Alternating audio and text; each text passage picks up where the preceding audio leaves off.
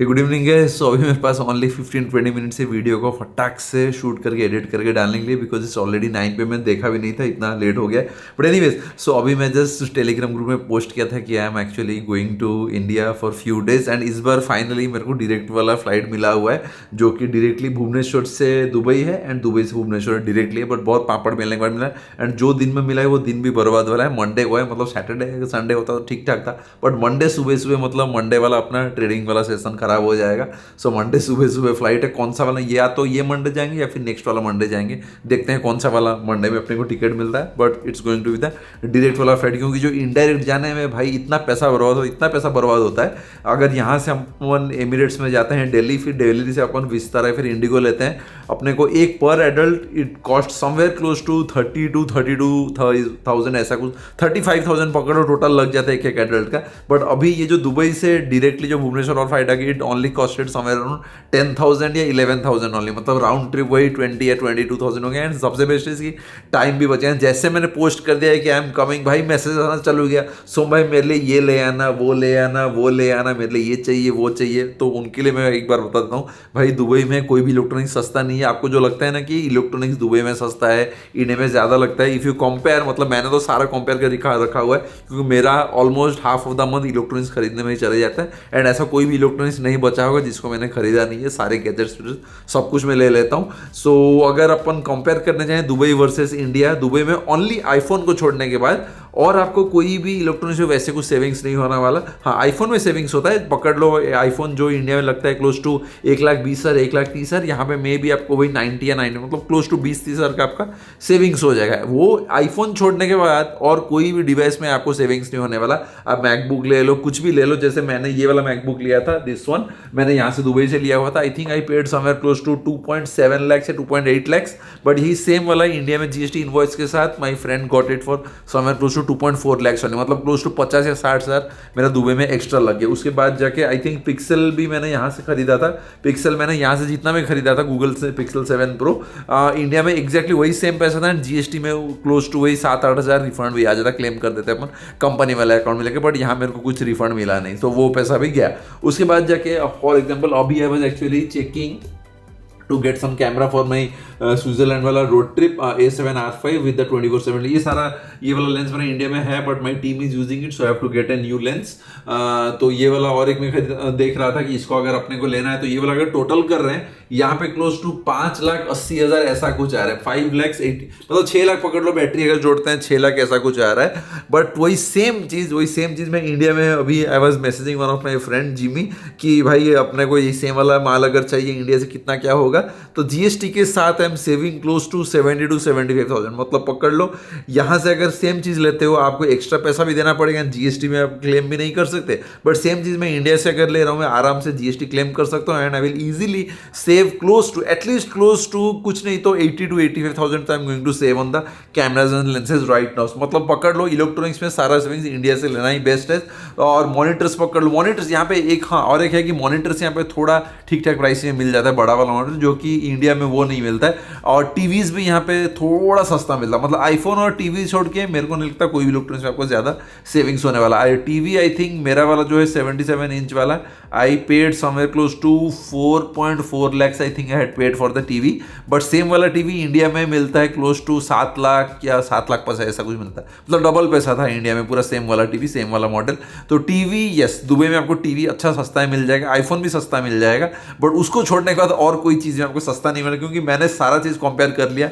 कोई भी चीज़ का आईफोन और टीवी छोड़ने के बाद और कोई भी चीज़ में आपको सस्ता नहीं मिलता है। हाँ, आईफोन चाहिए, आप कोई भी दोस्त अगर दुबई से आ रहे जा रहे हो उसको आईफोन मंगा सकते हो, बट अभी मेरे पास तो इतना सारा फोन है, मैं क्या फोन लेके जाऊँगा। 3-4 दोस्तों का तो ऐसे मैसेज आता है, some get me one iPhone, some get me this, भाई क्या लेके जाऊँ, मेरे पास इतना सारा सामान रहता है, अगर मैं और एक चीज़ एक्स्ट्रा लूँगा तो कस्टमर्स मेरे को पकड़ लेंगे, तो वो चीज़ नहीं हो सकता। तो बट वही था कि मेरे को बताना था कि भाई इलेक्ट्रॉनिक्स अगर आपको शॉपिंग करना है, बेस्ट इज इंडिया में शॉपिंग करो, कंपनी है तो जीएसटी इनवॉइस वॉइस बनाता हूँ और भी मस्त वाला सेविंग्स होगा। दुबई में आपको वैसे कुछ एक्स्ट्रा सेविंग्स नहीं होने वाला। हाँ, अगर आपको आईफोन या टीवी खरीदना, टीवी तो आप लेके भी जा नहीं सकते अगर दुबई में रहते हो, अलग बात है। आईफोन ऑफकोर्स आप लेके जा सकते हो, अगर आईफोन चाहिए देन दुबई से शॉपिंग मेक सेंस, नहीं तो नहीं। एनीवेज चलो आज का अपना स्नाइपर वाला ट्रेड एक बार दिखा देता हूँ, उसके बाद जाके, क्योंकि टेलीग्राम पे सारा रिकॉर्ड्स वैसे भी डिलीट हो जाएगा, एक दिन का मैंने टाइमर डाल दिया है, इसलिए मैं क्या करता हूँ वीडियोस के अंदर अपना सारा रिकॉर्ड्स को एक बार रख लेता हूँ, एटलीस्ट फ्यूचर में कभी अगर लगे तो वहां से अपन यूज कर सकते हैं। देख लेते हैं आज का कैसे हुआ, एंट्री एग्जिट मार्केट कैसा गया, सब कुछ स्क्रीन से देखते हैं। तो फिर आज का देख लेते हैं मार्केट कैसे किया गया। सो दिस वाज अपना बैंक निफ्टी का आज 1 मिनट का चार्ट। मैं नॉर्मली 1 मिनट ही ओनली यूज करता हूँ and my expertise is with in 10 और 11 है। उसके बाद मैं चार्ट्स को देखता भी नहीं, मेरे को बेकार लगता है एक्चुअली चार्ट्स देखने के लिए। Once my trade is over I hate actually watching the charts.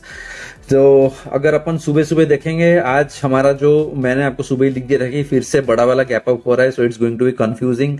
अगर इतना बड़ा गैप अप नहीं होता तो मेरे लिए बहुत ही सेफ वाला एंट्री था एंड एक्चुअली स्नाइपर के ट्रेड के हिसाब से ये वाला अपना एंट्री बन भी चुका था एंड एग्जैक्टली यहाँ पे था। इसको मैंने पेपर पे लिया हुआ था, रियल पे मैंने नहीं लिया because I was not very convinced, क्योंकि निफ्टी ऊपर जा रहा था और बैंक निफ्टी थोड़ा जस्ट वीक था। मेरे को चाहिए था कि निफ्टी भी अगर थोड़ा वीक होता, ये पूरा मेरे लिए पूरा परफेक्ट पोजीशन था। अगर आप देखोगे तो ओनली 2 कैंडल में ही हमारा टारगेट आ गया। अपन जाके यहाँ पे देख लें, उससे पहले अपन देख लें आज हमने कितना क्या कमाया। तो अपना टोटल आज कैपिटल यूज हुआ था close to I think 3.5 lakh and 3.5 lakh use कर देख सकते हो यहाँ पे। अगर मैं आपको रिफ्रेश भी कर देता हूं तो रिफ्रेश पोजीशंस, ये तीनों अपना पोजीशंस बना था। ऑर्डर्स पेज देख लेते हैं, 10:04 बहुत लंबा वेट करने के बाद मैंने आज पोजीशन बनाया था क्योंकि पी वाला जब मेरा टारगेट हो गया, मेरे को मालूम था कि और उसके बाद पी में मेरे को बैठा नहीं, क्योंकि अगर आप यहाँ भी मेरा वॉच लिस्ट भी देखोगे, मेरा पी वाला ट्रेड पूरा यहाँ पे रेडी हो गया था, बट लास्ट मोमेंट में मैंने अपना डिसीजन को चेंज किया।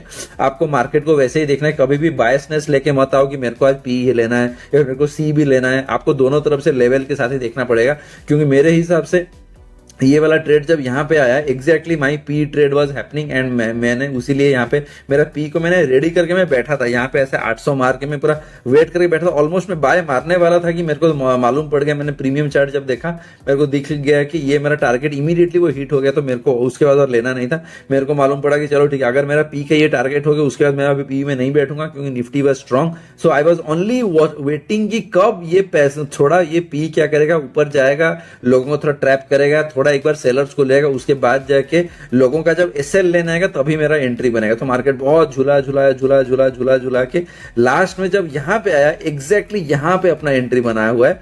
आई थिंक समवेयर अराउंड कितना बजे ये वाला टाइम था, 10:05। यहाँ अगर अपन जाके देखते हैं, यू कैन सी दैट अपना एंट्री बना है एग्जैक्टली 10:04 10:05।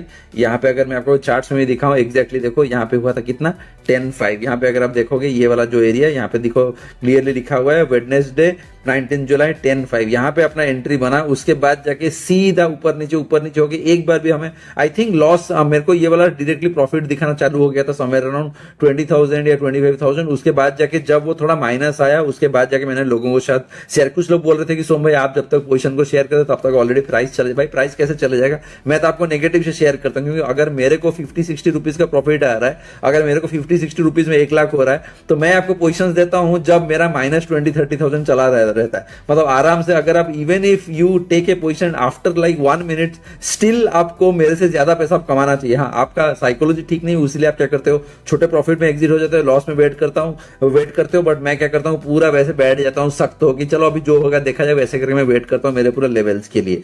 सो आपको वो देखना पड़ेगा। ऐसा नहीं है कि मैं आपको प्रॉफिट में शेयर कर देता हूँ, उसके बाद जाके आप एंट्री मारते हो तो आपको लॉस होगा। इम्पॉसिबल है, क्योंकि मैं तो आपको माइनस से शेयर करता हूँ, बड़े माइनस से मैं शेयर करता हूँ, उसके बाद जाके मेरा प्रॉफिट में मैं निकल जाता हूँ। बट अगर उतना कोई प्रॉफिट वो गैदर करेगा, वो मेरे से डबल प्रॉफिट निकाल के जाए, क्योंकि मैं तो 50 या 60 रुपीज लेके निकल जाता हूं, बट मैं जब से शेयर करता हूं वहां से क्लोज टू 70-80 रुपीज का तो वो कवरेज हो ही जाता है। तो यहाँ पे अगर अपन जाके देखते हैं अपना टेलीग्राम ग्रुप में आज अपना कहाँ पे था, I think this was here, yes it started from here, big gap up gap down, उसके बाद इतना बड़ा गैप अप हो गया। उसके बाद जाके वेरी कंफ्यूजिंग डे, मैंने यही लिखा था एंड पी मैंने यहाँ पे ड्रॉ भी करके दे दिया था कि 45,600 जब यहाँ पे आएगा, उसके बाद जाके मैं यहाँ पे सेल करने के लिए ट्राई करूंगा। This was basically option sellers mindset कैसे, एंड अगर आप देखोगे एग्जैक्टली वैसे ही हुआ है। ये मैं यहाँ पे नीचे में भी शेयर किया हूँ, आई think this was here exactly, ये वाला एग्जैक्टली कहाँ गया, ये वाला देखो एग्जैक्टली मैंने ये शेयर किया था, पूरा मार्केट एग्जैक्टली वैसे गया, फिर वहीं से पूरा ड्रॉप खा के आया हुआ है।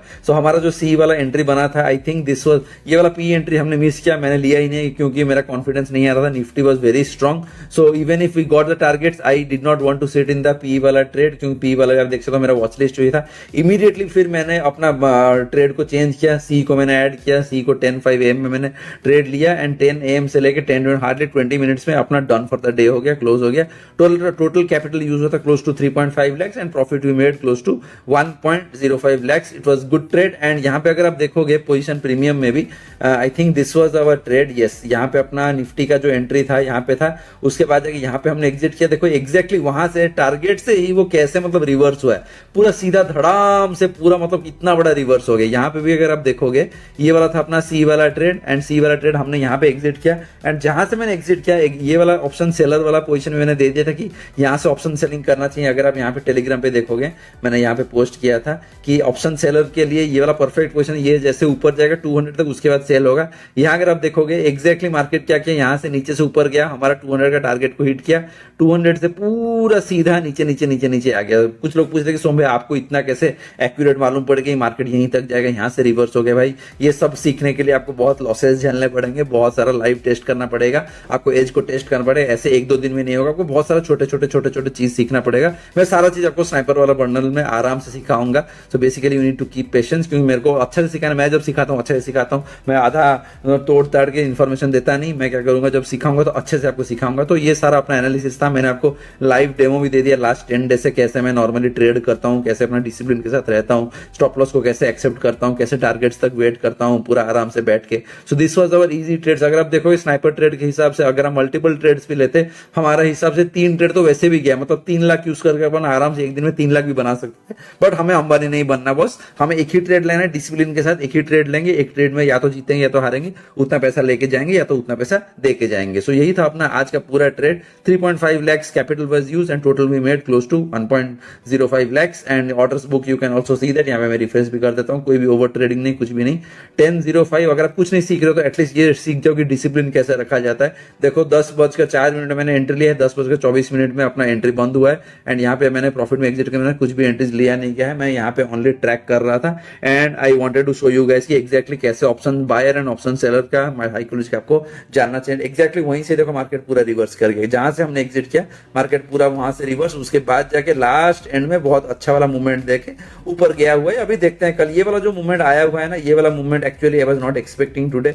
ये वाला मूवमेंट एक्चुअली मेरे को कल चाहिए था कि मार्केट यहीं कहीं जाता, उसके बाद कल मार्केट यहीं की शुरू होता। तो हम क्या करते, कल सुबह सुबह हमारे लिए अच्छा वाला जो स्नाइपर एंट्री था, it was somewhere around this वाला जोन, अपना एंट्री यहीं कहीं रहता। हम क्या करते, यहाँ पे स्टॉप लॉस यहीं कहीं दे देते एंड अपन टारगेट क्या करते, ये वाला जो जोन था, ये वाला 50 रुपीज वाला टारगेट जोन करते। बट मार्केट आज ही वो वाला मूव कर दिया, तो बेसिकली कल सुबह का स्नाइपर ट्रेड थोड़ा फिर डेंजर हो गया, क्योंकि यही वाला मैं पूरा बैठ के वेट करके बैठा था कि ये मार्केट ये वाला मूव आज नहीं देना चाहिए, कल अगर मूव देता एक्सपायरी में हम सुबह सुबह आराम से प्रॉफिट बना के निकल जाते। बट ठीक है चलेगा, आज दे दिया है तो अब कुछ मार्केट इज सुप्रीम, तो मार्केट अभी जो डिसाइड करेगा हम उसी के हिसाब से डिसाइड करेंगे। तो आज के लिए तो मार्केट पूरा वहीं पे, मतलब एग्जैक्टली हमारे टारगेट के जोन के ऊपर से पूरा घूम घूम के पूरा उसको कवर कर दिया। अभी कल कैसे जाता है, कल जो भी होगा मैं आपको टेलीग्राम में अपडेट कर दूँ। So make sure you are only subscribe to our main वाला Telegram channel, official one, that is @सोमजना, और कोई जाके फेक वाला ग्रुप को ज्वाइन मत कर लेना, यही वाला अपना एक ही ग्रुप है @सोमजना। एंड यहाँ पे सारा अपडेट्स मैंने दे दिया था कि नो पोजिशन येट, उसके बाद जाके पोजिशन बना 13,000 पे मैंने शेयर किया हुआ था, उसके बाद जाके माइनस में मैंने फिर से शेयर किया था, माइनस के बाद जाके प्लस, उसके बाद जाके सीधा गया 70,000, उसके बाद जाके यहाँ पे एग्जिट मैंने बता दिया कि भाई यहाँ से एग्जिट कर दो, ऑर्डर बुक सब मैंने दे दिया था। And total brokerage to Modi ji and Kamath brothers were somewhere around 900 rupees. So सारा डिटेल्स एंड टू एंड मैं आपको ग्रुप में यहाँ पे शेयर कर देता हूँ, सो एटलीस्ट लोगों को पूरा आइडिया आ जाएगी कितना पैसा इन्वेस्ट होता है, कितना पैसा का टारगेट रहता है, कितना पैसा अपन ROI निकाल सकते हैं, सारा डिटेल्स अपन दे देते हैं। इतना डिटेल्स देने के बाद भी अगर लोग बोलेंगे ये झूठ है, no one can actually help. चलो anyways, hopefully this all analysis, reporting, details, everything is helping you में इतना डिटेल्स आई डाउट आपको यूट्यूब हो, टेलीग्राम हो, कोई भी ट्विटर हो, कोई भी आपको इतना डिटेल्स नहीं देता होगा कि कितना इन्वेस्ट हो रहा है, कितना रिटर्न आ रहा है, कैसे ROI निकल रहे हैं, कैसे टारगेट स्टॉप लॉस लिया जाता है, कैसे बैठते हैं प्रॉफिट को लेके, ऐसे बहुत सारा छोटा छोटा details. I doubt if anyone would be giving to you, if I am giving it to you, you need to make sure कि आप वहां से कुछ लर्न करें। डिसिप्लिन, जो मेन चीज है, आपको डिसिप्लिन सीखना है, ठीक है। एंड अभी जस्ट मेरे को मेरा ये वाला जो करंट वाला 2 BHK मेरा ये जो अपार्टमेंट है उसका मेरे को रिन्यूअल वाला नोटिस आया हुआ है कॉन्ट्रैक्ट का। तो मैंने अभी इसको 2-3 महीने के लिए और एक्सटेंड किया हुआ है, क्योंकि नया घर को ट्रांसफ़र होने के लिए हमें 2-3 महीना फिर से टाइम लगेगा, बहुत सारा काम पेंडिंग है छोटा मोटा, उसलिए मैंने उसको एक्सटेंड करना। भाई इतना ज़ोरदार यहाँ पे रेंट बढ़ता है, इतना ज़ोरदार बढ़ता है। इंडिया में मेरे को सेम 2 BHK के लिए I am only getting rent close to 4 lakh भी नहीं मिलता, 4 लाख मिलता है, हाँ 4 लाख, क्लोज टू 4 लाख ही मिलता है एक साल का। यहाँ पे सेम 2 BHK का अपने को लग रहा है क्लोज टू 15,80,000, मतलब 16 लाख पकड़ लो, 15,80,000 या 15,50,000 ऐसा कुछ लग रहा है होल ईयर के लिए। वही सेम 2 BHK, इससे भी बड़ा घर है मेरा इंडिया में, जो वाला मैंने रेंट में दिया हुआ है 2 BHK वाला, वो उसमें ओनली 4 लाख आता है। एंड यहाँ पे we are spending close to 15-16 lakh, मतलब इतना ज़्यादा चार्ज, इतना ज़्यादा। इंडिया में उसके ऊपर से भाई TDS कट जाएगा तो वो भी पैसा और भी कम हो जाएगा, बट यहाँ चलो ठीक है, मतलब ओनर्स जो भी यहाँ जिसके पास घर होगा ना, वो क्या मस्त पैसा कमाएगा सोचो, क्योंकि उसके पास अपना ये जो रेंट उसका पूरा चले जाएगा एंड उसको कुछ टैक्स भी देने की जरूरत नहीं है। And the best thing is भाई रेंट यहाँ पे हर साल इतना जोरदार बढ़ता है, इतना जोरदार, मतलब इंक्रीमेंट हो जाता है। आपको डर लगे कि भाई कुछ भी करके घर खरीद लो, बट रेंट में रहोगे तो आप मतलब मर जाओगे, क्योंकि हर साल ही इतना, मतलब मैं जब आया था I think I was paying somewhere close to 12-13 lakhs, एक साल के अंदर इट वाज 14 लैक्स अभी, और एक साल हुआ कि नहीं it's automatically close to 16 lakhs. So इतना जोरदार बढ़ता है ना, उससे अच्छा था कि भाई घर खरीद लो भाई, ये टेंशन नहीं करो, रेंट में रहोगे ना दुबई में आप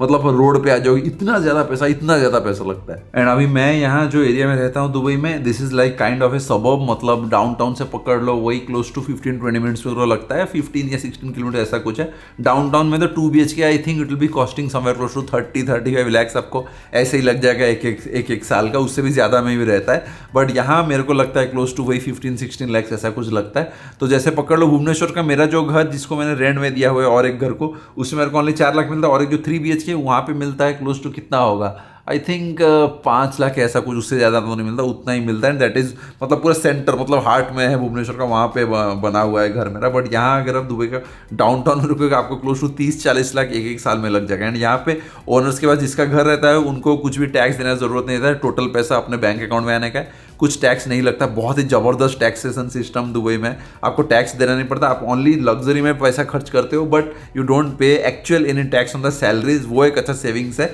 तो पकड़ लो। बट वही है कि आप और सब में खर्चा करो। फॉर एग्जांपल आप इंडिया में जियो का सिम यूज़ कर रहे हो, जियो का ब्रॉडबैंड यूज़ कर रहे हो, मंथली 300-400 रुपया दे रहे हो, जबकि हम लोग ब्रॉडबैंड का दे रहे हैं क्लोज टू 20 या 25,000 मंथली। मतलब आप एक साल में ब्रॉडबैंड में खर्चा करोगे कितना, हार्डली 5,000 रुपये हम खर्चा करेंगे दुबई में यहाँ पे ब्रॉडबैंड में, क्लोज टू पकड़ लो वही कितना, 20,000 अगर हुआ, 20,000 into 12 equal to close to 3 lakh. अपन आप 6,000 खर्चा करो तो हम 3 लाख खर्चा करेंगे ब्रॉडबैंड में। तो वैसे करके ही छोटे छोटे चार्जेस बहुत सारे रहते हैं। एंड अपार्टमेंट्स में यहाँ सर्विस चार्जेस भी रहता है, वो सर्विस चार्जेस खतरनाक थोड़ा ज़्यादा रहता है। मतलब जो भी अपार्टमेंट पकड़ लो, अगर किसी ने ये वाला घर को रेंट पे दिया हुआ है तो वो मतलब हमसे वो सर्विस चार्जेस नहीं लेता, वो क्या करता है हमसे रेंट ही टोटल लेता है, बट सर्विस चार्जेस वो क्या करेगा बिल्डर को देगा। तो सर्विस चार्जेस एक साल का जो रहता है वो ज़्यादा रहता है। टाउन हाउसेस में सर्विस चार्ज कम रहता है। फॉर एग्जांपल अगर आप 4 बेडरूम वाला टाउन हाउस में आपको क्लोज टू वही आई थिंक 2 लाख या 3 लाख रुपए ऐसे आता है एक साल का मेंटेनेंस। बट अगर आप अपार्टमेंट्स में रहते हो, अपार्टमेंट्स में आपको सर्विस चार्जेस थोड़े ज़्यादा लगते हैं। So basically that is how it works. तो जो भी लोग शॉर्ट टर्म रेंटल देते हैं, एयरबीएनबी देते हैं यहाँ दुबई में, मतलब उनका जो पैसा रहता है उसमें से बहुत सारा परसेंटेज चले जाता है जो लोग मेंटेन करते हैं घर को, या फिर और जो रहता है और सर्विस चार्ज में बहुत चले जाता है। तो उनको थोड़ा ज़्यादा पैसा ही चार्ज करना पड़ता है। कस्टमर को अगर एंड कस्टमर को ज़्यादा चार्ज नहीं करेंगे वो ये सारे पेमेंट्स नहीं मैनेज कर सकते। क्योंकि अगर आप शॉर्ट टर्म रेंट, वो काफ़ी सारे लोग क्या करते हैं दुबई में अपार्टमेंट्स लेके उसको शॉर्ट टर्म रेंटल में दे देते हैं। 2 ऑप्शन है आपके पास, या तो आप लॉन्ग टर्म रेंटल दे दो या तो शॉर्ट टर्म रेंटल दे दो। अगर आप लॉन्ग टर्म रेंटल दे दोगे आपको फिक्स उतना ही पैसा मिलेगा, थोड़ा कम पैसा मिलेगा बट उतना फिक्स ही पैसा मिलेगा। बट अगर आप शॉर्ट टर्म रेंटल देते हो आपको थोड़ा ज़्यादा पैसा मिलेगा, बट ये है कि उसमें चार्जेस भी अलग से रहेंगे। क्योंकि अगर आप एयरबीएनबी में देते हैं आप तो खुद उसको मैनेज नहीं करने वाले, कोई एक एजेंसी को दोगे मैनेज करने के लिए। अभी जो भी मैनेज करेगा वो क्या करेगा, उसके लिए आपको कुछ तो चार्जेस लेगा। पकड़ लो लो एक रात का वो अगर 10,000 चार्ज करता है कोई भी कस्टमर से एयरबीएनबी में, जिसका आपका घर में अगर कोई भी कस्टमर आके रहता है एयरबीएनबी से बुक करके, देन वो जो एजेंसी आपका घर मैनेज करेगा वो उसमें से 10 या 20% रख लेगा, क्योंकि उसके अंदर उसका क्लीनिंग फीस हो गया, मैनेजमेंट फीस हो गया, बुकिंग फीस हो गया, वो सारा वो उसके अंदर मैनेज करेगा। उसको छोड़ने के बाद वो एयरबीएनबी जो भी यहाँ देगा उसके लिए एक लाइसेंसिंग, वो लाइसेंसिंग का फीस भी आपको देना है।